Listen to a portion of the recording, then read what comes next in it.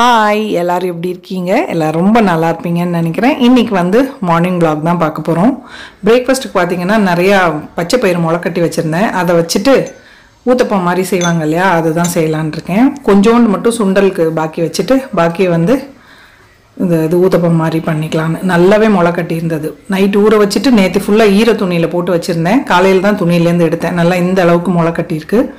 இப்போ அதுக்கு தேவையான ஐட்டம்ஸ் எல்லாம் எடுத்துக்கலாம். கொஞ்சம் இஞ்சி, மல்லி இலை, பச்சை மிளகாயெல்லாம் சேர்த்து அரைச்சிக்கணும்.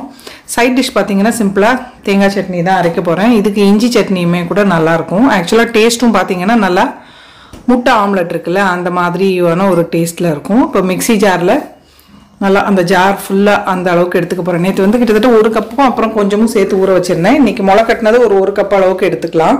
2 பேருக்கு அப்படிங்கிறனால தாராளமாக போதும். கொஞ்சமாக அரிசி மாவுமே கூட இது கூட சேர்க்க போகிறோம். அரிசி மாவு சேர்க்கலனாலும் ஓகே. இதில் பார்த்தீங்கன்னா நல்ல சத்துக்கள்லாம் நிறையா இருக்குது. புரோட்டீன், நார்ச்சத்து எல்லாமே. முட்டையெல்லாம் சாப்பிடாதவங்க கூட வாரத்தில் 2 நாள் இந்த மாதிரி சாப்பிட்டுட்டா நல்லாயிருக்கும். காரத்துக்கு 3 பச்சை மிளகா, இதுக்கு பதில் நீங்கள் மிளகா வத்தல் கூட சேர்த்துக்கலாம். ஒரு சின்ன துண்டு இஞ்சி, அதையுமே கூட நம்ம தோல் எடுத்துகிட்டு அது கூட சேர்த்துக்கலாம். கொத்தமல்லி எல்லாம் நீங்கள் அப்படியே முழுசாக கட் பண்ணி சேர்த்தாலும் ஓகே. நான் என்ன பண்ண போகிறேன் அப்படின்னா அரைச்சே சேர்த்துடலான் இருக்கேன். கொஞ்சம் கலரும் பார்க்குறதுக்கு நல்லா க்ரீனாக இருக்கும் இல்லையா தோசை, அதனால தான். நீங்கள் தனியாக கருவேப்பிலை கூட இதையும் கூட பொடியாக கட் பண்ணி சேர்க்கணுன்னாலும் சேர்த்துக்கலாம். இதெல்லாம் அலசிட்டு கட் பண்ணி மிக்ஸி ஜார் கூட சேர்த்துடலாம். ஸோ பாருங்கள், இஞ்சி தோல் எடுத்துகிட்டு சேர்த்துருக்கேன். மல்லி இலையும் அலசிட்டு அதையும் சேர்த்தாச்சு. தேவையான அளவுக்கு கொஞ்சமாக தண்ணி சேர்த்துக்கிறேன். அரைக்கிறப்பவே பார்த்தீங்கன்னா ஒரு 4-5 சின்ன வெங்காயம். இது ஆப்ஷனல். நீங்கள் இதை லாஸ்ட்டில் பொடியாக கட் பண்ணி கூட சேர்த்துக்கலாம். வெந்தயக்கீரையுமே கூட கொஞ்சமாக அலசிட்டு அதுவும் சேர்த்துக்கிறேன். இதுவும் ஆப்ஷனல் தான். ஸோ இதை நல்லா அரைச்சி எடுத்துக்கலாம். மூங்க்லேட் அப்படின்னு கூட சொல்லுவாங்க நார்த்லலாம்.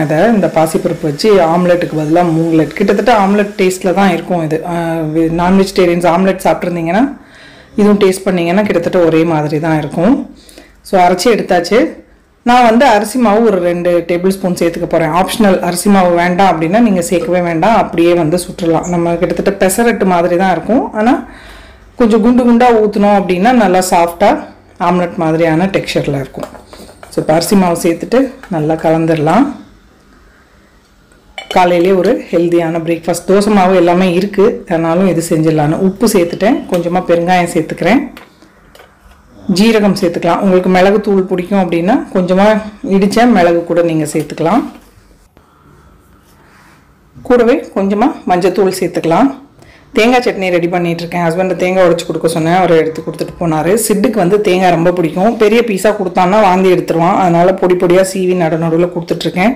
இருடா மிக்சியில் அடித்து தரேன், நான் அவனுக்கும் கொஞ்சம் துருவி கொடுக்கலான் இருக்கேன். காலையில் பிரேக்ஃபாஸ்ட் கொடுப்பேன் இல்லையா, அது கூடவே. ஸோ சட்னியும் ரெடி பண்ணி எடுத்துட்டேன். ஒரு சின்ன சைஸ் பல்லாரி வெங்காயம், கருவேப்பிலை, கொஞ்சமாக சில்லி ஃப்ளேக்ஸ் சேர்த்துக்கிறேன். இதை இப்போது நல்லா மிக்ஸ் பண்ணிவிட்டு நம்ம கல் சூடு பண்ணிவிட்டு ஊற்றி எடுத்துட வேண்டியது தான். முதல்ல தேங்காய் சட்னிக்கு தாளிச்சிட்டு தோசைக்கல் ஆனில் தான் வச்சுருக்கேன், அதுவும் சூடாக இருக்கும். சட்னியும் தாளிச்சாச்சு. கடுகு, உளுத்தம்பருப்பு, கருவேப்பிலை. சட்னி பார்த்திங்கன்னா பொட்டுக்கடலை, கொஞ்சமாக ஒரு பல்லு பூண்டு, உப்பு, தேங்காய், 2-3 பச்சை மிளகா, தேவைப்பட்டால் 2 சின்ன வெங்காயம் கூட சேர்த்துக்கலாம். சேர்த்து அரைச்சிட்டு தாளிச்சாச்சு. ஸோ இது கொஞ்சம் இப்படி மொத்தமாக செஞ்சோம் அப்படின்னா நல்லாயிருக்கும். ஊற்றிட்டு தேவையான அளவுக்கு எண்ணெயோ நெய்யோ கூட நீங்கள் சேர்த்துக்கலாம். ரொம்ப சாஃப்டாக இருக்கும். ஸோ நல்லா 2 பக்கம் திருப்பி போட்டு எடுத்தாச்சு. தேங்காய் சட்னி கூட சுட சுட சர்வ் பண்ண வேண்டியது தான். சூப்பராக இருக்கும். பசங்களுக்கெல்லாம் கூட நீங்கள் டிஃபன் பாக்ஸில் குட்டி குட்டியாக மினி காயின் சைஸில் கூட ஊற்றி கொடுத்து அனுப்பலாம். பொடி கூட நல்லாயிருக்கும் வச்சு சாப்பிட்ணும் அப்படின்னா. ஸோ முதல்ல ஹஸ்பண்டுக்கு கொடுத்துட்டு நானும் சுட்டுட்டு அப்படியே சூடாக சாப்பிட்ற போகிறேன்.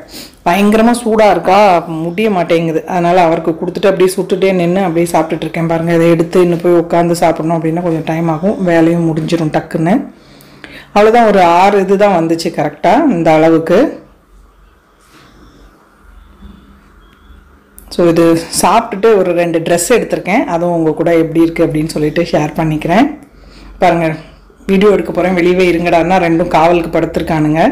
ஸோ ஒன்று இந்த இதில் எடுத்தேன். காட்டன் மாதிரி இருந்தது, ஆனால் இது காட்டன் இல்லை. பட் நல்லா வெயில் காலத்துக்கு கம்ஃபர்டபுளாக இருக்கும்னு நினைக்கிறேன், ஸ்லீவ்லெஸ் அப்படிங்கிறனால.